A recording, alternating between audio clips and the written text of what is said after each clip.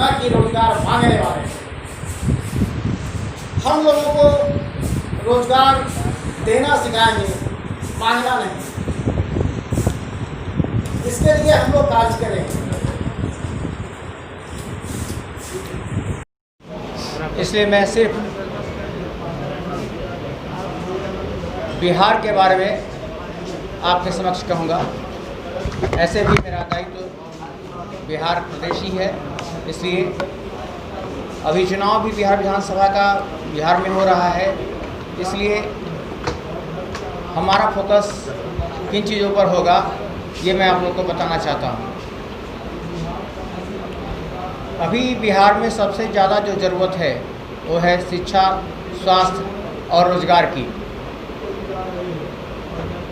शिक्षा की हालत ये है कि यहाँ पर कोई अच्छे स्कूल, कॉलेजेस और यूनिवर्सिटीज़ नहीं हैं।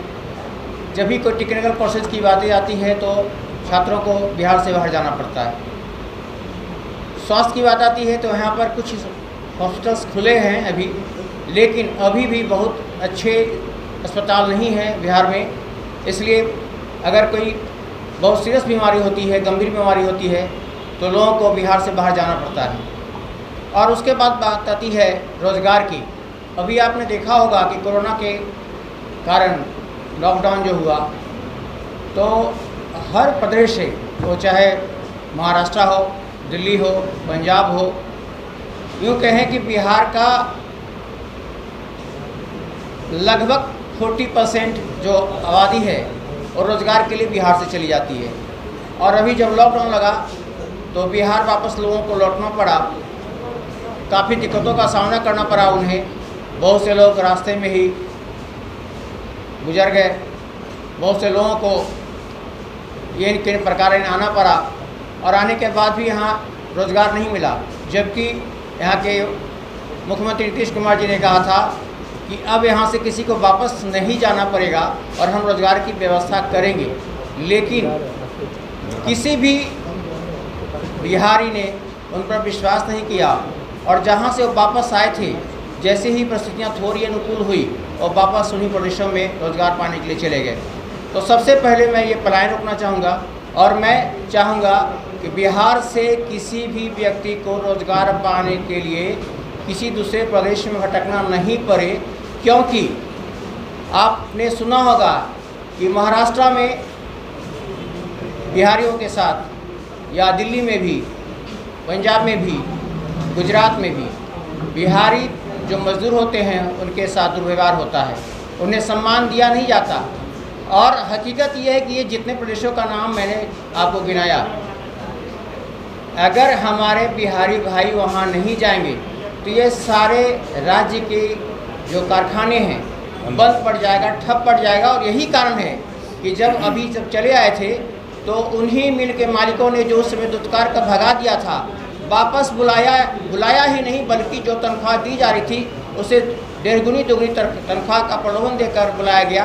और आपको जानकर यह आश्चर्य होगा कि जो मजदूर बेचारे पैदल चल कर आए थे, साइकिल से चल कर आए थे, उन लोगों को वापस आने के लिए हवाई जहाज़ का टिकट तक दिया गया। तो ये सोचने वाली बात है कि हम बिहारी जो मजदूर हैं उनकी क्या महत्वपूर्ण भूमिका है किसी भी प्रदेश के विकास में। तो प्रश्न ये उठता है कि जब हम दूसरे प्रदेशों का विकास कर सकते हैं तो ये काम हम अपने प्रदेश में ही क्यों नहीं कर सकते? क्यों नहीं यहाँ पर कल कारखाने लगाए जा सकते हैं जिनका यहाँ जीविकोपार्जन हो सके उसके माध्यम से। तो अगर हमारी सरकार बनती है या सरकार नहीं बनती है, अगर हमारा उसमें सहभागिता रहती है, तो हम सरकार को इस बात के लिए मजबूर करेंगे कि आप रोज़गार की व्यवस्था यहाँ करें। और एक बात और मैं बता दूँ, जैसा कि अभी आप सब लोग जानते हैं, आप लोग को बताने की ज़रूरत नहीं, चूँकि आप पत्रकार भाई हैं, लेकिन फिर भी मैं इस बात की चर्चा इसलिए कर रहा हूँ कि जो भी हमारे उम्मीदवार हैं उन लोगों से हमने शपथ लिया है कि आप भ्रष्टाचार में लिप्त नहीं होंगे और भ्रष्टाचार का विरोध करेंगे। भ्रष्टाचार मुक्त होकर ही समाज की सेवा करेंगे और जनता के हर जो उसकी शिकायत होगी, जनता की जो भी शिकायत होगी उसको सुनेंगे, जनता से सरोकार बना के रखेंगे। अगर हमें किसी भी प्रकार की शिकायत मिलती है कि आप जन सरोकार से दूर हैं, तो फिर हम अपने विधायकों पर कार्रवाई, अनुशासनिक कार्रवाई भी करेंगे। जय हिंद, जय। जी हाँ, कल हो गया।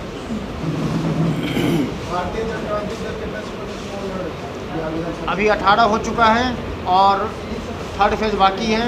50 से ऊपर पे लड़ेंगे हम। प्रमुख मुद्दा क्या है जो आप बिहार में बदलाव लाना चाहिए? अभी तो बताया, शिक्षा सबसे बड़ी ज़रूरत है, न्याय आपके द्वार पे होना चाहिए, वो काम करेंगे। स्वास्थ्य की स्थिति जो बदतर है वो सब आप लोगों ने देखा भी होगा, स्वास्थ्य की स्थिति सुधारेंगे और पर्यटन के क्षेत्र में रोजगार उत्पन्न करेंगे और खेती को बढ़ावा देंगे, सबसे मुख्य भी। बिहार में पोशाक योजना है, साइकिल योजना है, सब चल ही रहा है, सब विकास तो हुआ है। यह कोई योजना नहीं है। ये योजना से विकास नहीं होता है। सच्चा विकास तब होगी जब आपकी जनता शैक्षणिक, चारित्रिक और मानसिक तौर पर विकसित होगी। देखिए, यहाँ पर हम थोड़ा रुकेंगे। विकास, क्या बदलाव लाना चाहिए बिहार की शिक्षा के मामले में? क्या बदलाव लाना चाहिए? शिक्षा तो आप देख रहे हो यहाँ पर क्या हो रहा है, कितना नकल का और कितना आ रहा है जो आपको जाते हैं टॉप नई जाते हैं। राष्ट्रीय शिक्षा नीति का समर्थन करते हैं। हाँ, कुछ मामले में ठीक है, लेकिन वास्तविक उसका जो रूप होना चाहिए वो अभी नहीं हुआ। वैसे तो पहले से तो बेटर है, जो था अभी तक उससे तो बेटर है कि काफ़ी कुछ उसमें परिवर्तन होने जा रहा है, लेकिन जो वास्तविक रूप से होना चाहिए, हमारी शिक्षा रोजगार परक और ज्ञानवर्धक होनी चाहिए, वो नहीं हो रही है, जिसकी ज़रूरत है। अभी कुम्हरार की सीट भाजपा की सिटिंग सीट होती है, जीतने वाले कैंडिडेट बैठते हैं वहाँ पर और हर बार जीत होती है, तो आपको नहीं लगता आप रिस्क ले लिए वहाँ से खड़ा होकर? निस्संदेह हमने रिस्क लिया है, लेकिन किसी को तो आगे बढ़ना ही पड़ेगा। अगर हम चाहते हैं कि जनता की जो तकलीफ़ें हैं, जो क्षेत्र का विकास अवरुद्ध हो गया है और जो क्षेत्र की जनता हर साल जल जमाव में डूबती है, अगर उससे हमको मुक्त कराना है तो हमें तो आगे बढ़ना पड़ेगा और रिस्क लेना ही पड़ेगा। अब ये जनता की जिम्मेवारी होती है, जनता का कर्तव्य बनता है, उन्हें सोचना पड़ेगा कि वो इन चीज़ों से मुक्त होना चाहते हैं कि नहीं चाहते हैं, और जल जमाव से मुक्ति पाना चाहते हैं कि नहीं चाहते हैं। और टूटी फूटी सड़कें, जो थोड़ी सी बारिश होती है तो कीचड़ भर जाता है और चलना मुश्किल हो जाता है, कई बार लोग गिर भी जाते हैं।